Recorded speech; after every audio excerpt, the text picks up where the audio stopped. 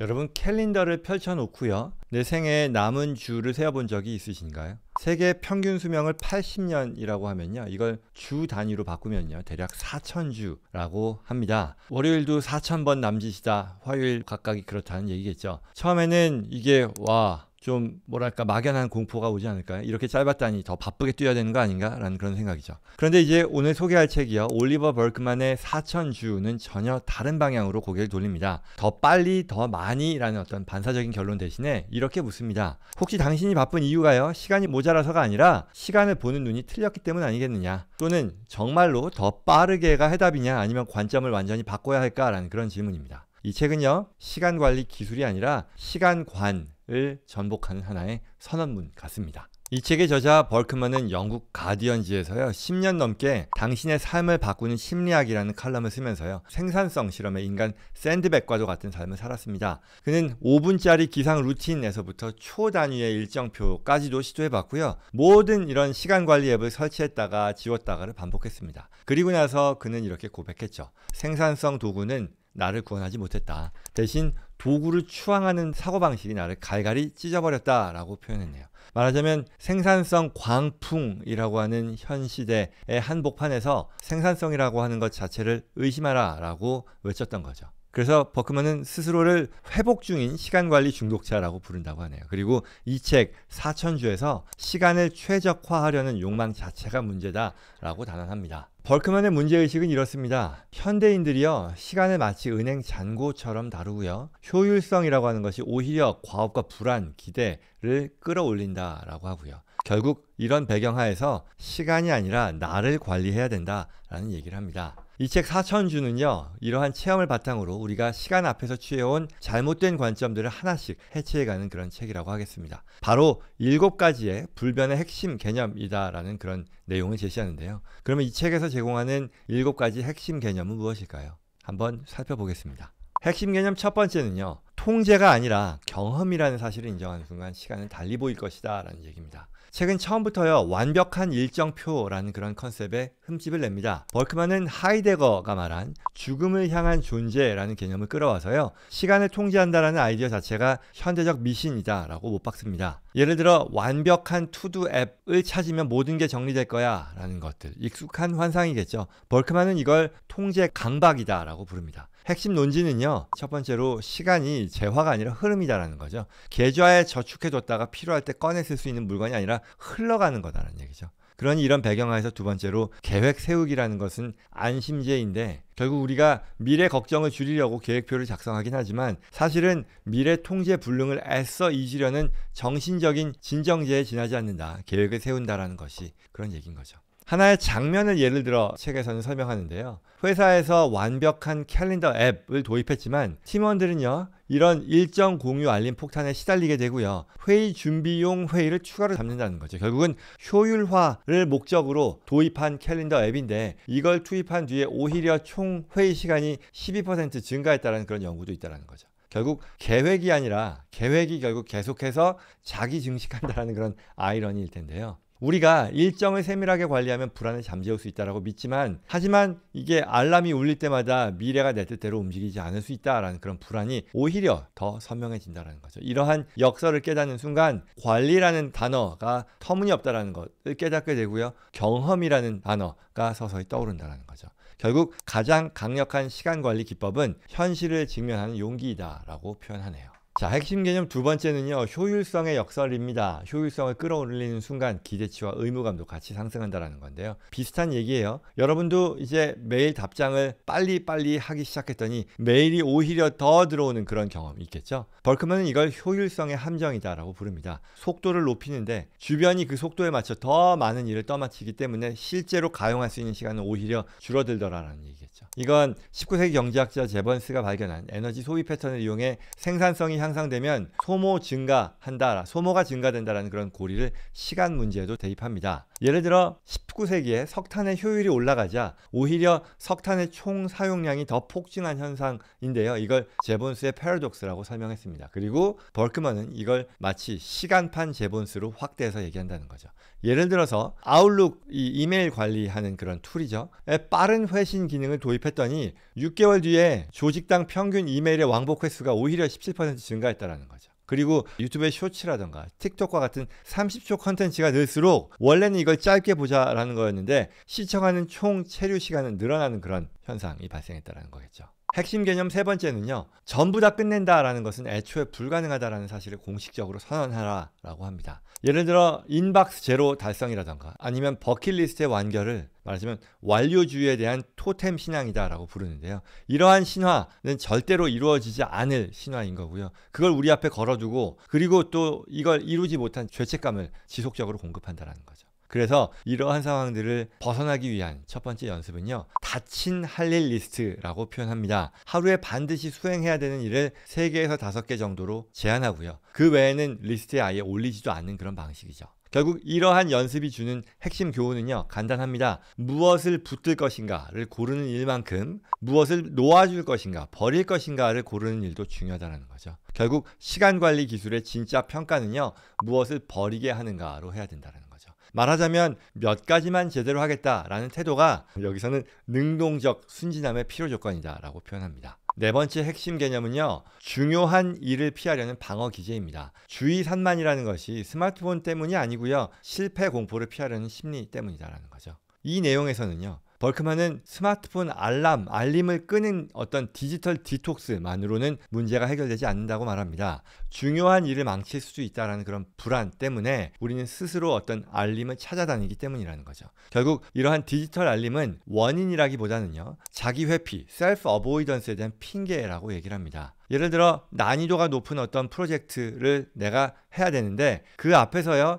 인증 욕구가 즉시 충족되는 어떤 소셜 미디어를 찾는다거나 이런 거죠. 결국 이거는 실패 공포 또는 불확실성을 회피하려고 하는 어떤 도피하려고 하는 그런 심리 기제라는 거죠. 이게 뭐 비슷한 얘기일진 모르겠지만 제가 이 부분을 보면서 저는 이런 생각이 들었었어요. 제가 예전에 야간 이브닝 프로그램 학교를 다녔었는데요. 풀타임으로 일을 하면서요. 근데 그게 굉장히 스트레스를 많이 주는 그런 과정이었었거든요. 학교를 가는 것 자체가 피하고 싶은 그런 거였었죠. 그래서 회사가 바쁘다라는 핑계로 이제 학교를 안 가는 그런 상황들이 있었는데요. 뭐 이게 비슷한 사례였을까라는 그런 생각을 해봤습니다. 아무튼 그래서 이러한 상황을 회복하기 위한 그의 어떤 제안 방법은요. 해법은 의외로 단순합니다. 산만해질 때마다요. 지금 내가 피하려는 어떤 불확실성이 무엇인지를 노트에 짧게 적어보라는 거죠. 두려움을 이제 하나의 문장으로 설명하고 꺼내는 순간 스스로에게 얘기하는 순간 어떤 산만함의 근원이 투명해져서 집중력이 되살아난다라는 그런 얘기를 하는 거죠.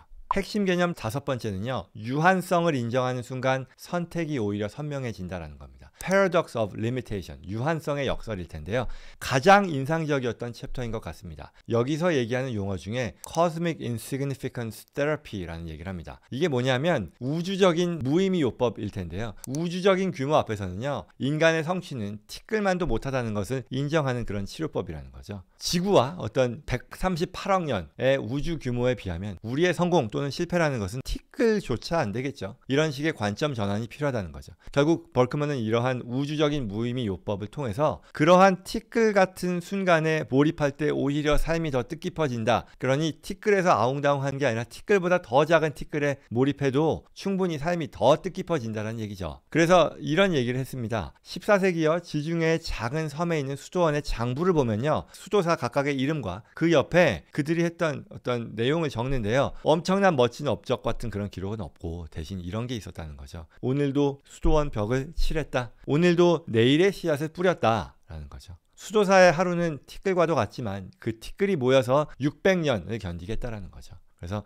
우주적인 스케일에서 봐라. 당신의 업적은 어차피 티끌이다. 그러니 아름답다. 라는 거죠. 즉 유한성의 인정이 나를 해방시키는 거다라는 거죠. 그래서 이러한 거대한 무의미를 받아들이면 지금 눈앞에 있는 사람과 그 순간이 더 각별해진다라고 얘기합니다. 세상을 구하지 않아도 된다. 괜찮다고 인정하는 순간 오늘 식탁을 즐기고요. 가족과 산책을 나가고요. 친구에게 안부를 묻는 일이 스스로 빛나는 이벤트가 된다라는 그런 뜻입니다. 그렇겠죠? 내가 원하는 성취라는 게 얼마나 보잘것없나. 그러니 여유를 갖고 보잘것없는 것 중에 나에게 소중한 것에 집중해라 라는 그런 얘기겠죠. 굉장히 울림이 있는 그런 챕터였습니다. 그리고 핵심 개념 6번째는요. FOMO가 아닌 조모입니다. 놓침의 기쁨을 실험해보라 라는 얘기입니다. 선택적 빈칸의 즐거움인데요. 우리가 FOMO는 뭔지 아시죠? Fear of Missing Out이라는 거죠. 뭔가 놓칠까 두려움, 그 기회를 내가 올라타지 못하지 않을까라는 그런 두려움인 건데요. 이와 반대로 벌크먼은 조모, Joy of Missing Out이라는 것을 제안합니다. 단순히 여백의 미가 아니고요. 목적 없는 시간이라는 것을 하나의 색깔 칸으로서 나의 캘린더에 예약하라고 원합니다. 말하자면 선택적으로 내가 빈칸을 주도적으로 선택한다. 뭐 이런 얘기겠죠. 그 시간에는 산책을 하거나 음악을 듣거나 멍하니 아니면 멍 때리는 거죠. 구름을 보거나 아니면 어떠한 우리가 세속적인 생산적인 열매도 기대하지 않는 것이 핵심이다라고 합니다. 이러한 어떤 선택적인 나의 빈칸이야말로 창의성이 잠에서 깨어나는 시간이다라고 얘기합니다. 실제로요. 빈칸 실험을 몇 주 해보면 머릿속에서 쉴 새 없이 움직이던 톱니바퀴가 고요해지면서요. 아이디어가 어떤 자라날 틈이 생긴다는 것을 체감할 수 있다고 하네요. 핵심 개념 7번째는요. 세상을 바꾸지 않아도 일상을 돌보는 손길이 바로 의미 있는 행위다라는 얘기죠. 거대한 서사 대신에 일상에 머물자라는 그런 얘기입니다. 반복되는 돌봄에 주목한다는 거죠. 세상을 굳이 바꾸려고 애쓰지 않아도 삶은 충분히 의미 있다라는 거죠. 아까 얘기했었던 어떤 수도사들이요. 그들의 전통이 기도하고 일하라인 것처럼요. 작고 반복적인 돌봄이야말로 인간 존재 방식을 뿌리내리게 해준다라는 거죠. 앞서 얘기했었던 cosmic insignificance, 그죠? 우주적인 무의미를 받아들인 뒤에 남는 과제는요. 지금 여기에 온전히 존재하는 것뿐이다라는 그런 얘기입니다. 수도원의 정원을 묵묵히 쓸던 무명의 수도사 기록, 평생 벽돌만 구운 장인의 어떤 작업 일지와도 같은 사례를 통해서요. 한 사람이 평생 동안 한 가지를 꾸준히 돌보는 행위야말로 불멸에 닿는 유일한 방식이다라고 표현하는 거죠. 자, 여기까지입니다. 이 책의 맺은 말은요. 4,000주를 숫자로만 세면요. 조급함이 커진다라는 거죠. 하지만 벌크먼이 안내하는 방식대로 관점을 좀 돌려서 보면요. 그 숫자는 오히려 리듬이 될 수 있다고 합니다. 남은 주가 점점 줄어든다는 것은 변하지 않는 사실이죠. 하지만 이러한 사실을 공포로 받아들이냐 아니면 하나의 박자로서 받아들이냐는 전적으로 우리의 선택이다라고 합니다. 그래서 아직도 좀 더 촘촘한 앱이나 루틴을 찾아서 헤맨다면 잠시 걸음을 멈추고 이 책을 펼쳐보기를 권한다라는 얘기죠. 더 빨리라는 그런 다그침 대신에 지금 여기라는 어떤 속삭임을 찾아보라는 얘기예요. 저는 이 책을 보고 나니까요. 쉽지 않아요. 그래도 뭔가 해야 되는 거 아니냐라는 생각. 그리고 또 다른 한편에서는 결국 이 책이 전달하려는 당신이 지금 숨쉬고 있는 순간이 이 숨쉬고 있는 이 지금 순간이 가장 충분히 귀하다라는 얘기인데요. 솔직히 이 중에 어떤 것을 따를 수 있겠느냐 잘 모르겠습니다. 여전히 저에게 있어서는요. 깔끔한 인박스가 주는 어떤 쾌감 포기하기 어렵고요. 그리고 캘린더 빈칸을 보면 왠지 시간을 낭비하는 것과 같은 그런 불안도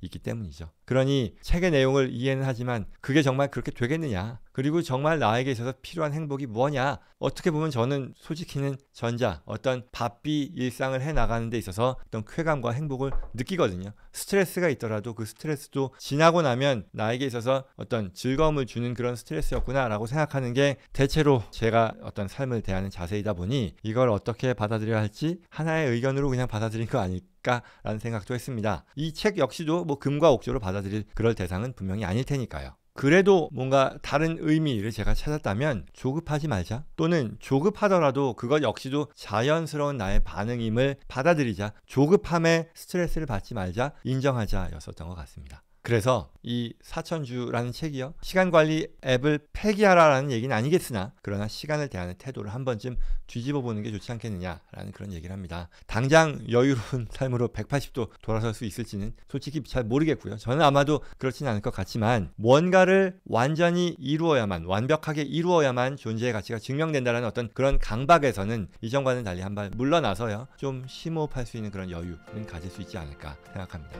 여러분들도 한번 일독을 해보시고요. 어떻게 생각하시는지 같이 공유해보면 좋겠습니다.